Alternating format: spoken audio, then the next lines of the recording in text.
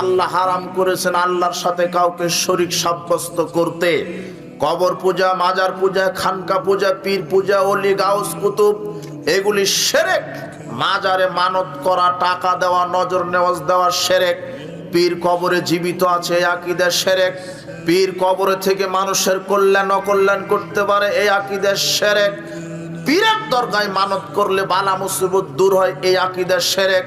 পীর মানুষের পাপকে ক্ষমা করে দিতে পারে, এই আকীদা শিরক। পীরের সুপারিশ ছাড়া জান্নাতে যাওয়া যায় না, এই আকীদা শিরক। কবর পূজা করলে শিরক হয়, মাজার পূজা করলে শিরক হয়, পীরকে মূল্যায়ন করলে শিরক হয়। এগুলি বড় বড় শিরক।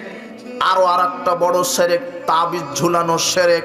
যদি কেউ মনে করে তাবিজ আমার কল্যাণ অকল্যাণ করবে, তাবিজ আমার রোগ ভালো করে দিবে, যদি তাবিজের উপরে বিশ্বাস স্থাপন করে, তাহলে ও বড় মুশরিক।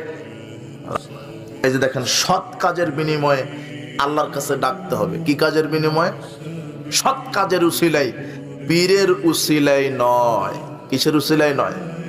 এদেশের ভণ্ড পীরেরা কোরআন হাদিসকে অপব্যাখ্যা করে বলছে, ইয়া আইয়ুহাল্লাযিনা আমানুত্তাকুল্লাহ ওয়াবতাগু ইলাইহিল ওয়াসিলা।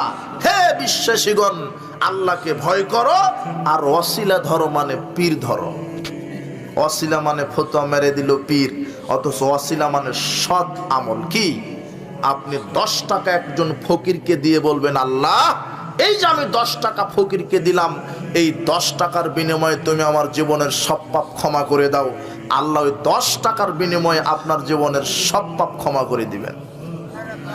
আপনি রাতে 2 রাকাত সালাত আদায় করে বলবেন, আল্লাহ এই যে তোমাকে খুশি করার জন্য 2 রাকাত সালাত আদায় করলাম, এই 2 রাকাত সালাতের বিনিময়ে আমার সন্তান অসুস্থ, তুমি তাকে সুস্থতা দান করো। সব আমলের বিনিময়ে আল্লাহর কাছে সাহায্য চাইতে হয়। সৎ আমল হলো উসিলা। শরীয়তে 3টা উসিলা বৈধ। এক, আল্লাহর গুণবাচক নাম, সুন্দর সুন্দর নাম, ইয়া রহমান, ইয়া রাহিম, ইয়া গাফফার, ইয়া আজিজ, ইয়া কাহ্হার, ইয়া রহমান, ইয়া রাজ্জাক। এইভাবে আল্লাহর সুন্দর সুন্দর নামের মাধ্যমে তাকে ডাকবেন। 2, ঈমান এবং আমল। ঈমান এবং আমল।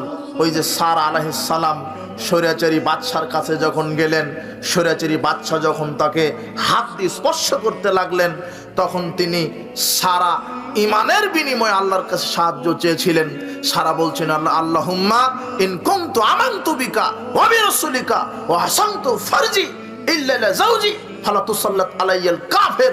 প্রতিপালক, আমি যদি তোমার উপরে ঈমান আনি, তোমার রাসূলের প্রতি ঈমান আনি, আর আমার ইজ্জতকে আমার স্বামী ছাড়া যদি কাউকে ভোগ করতে না দিয়ে এটা যদি ঠিক হয়, তাহলে আমার উপরে এই কাফেরকে বিজয়ী করো না।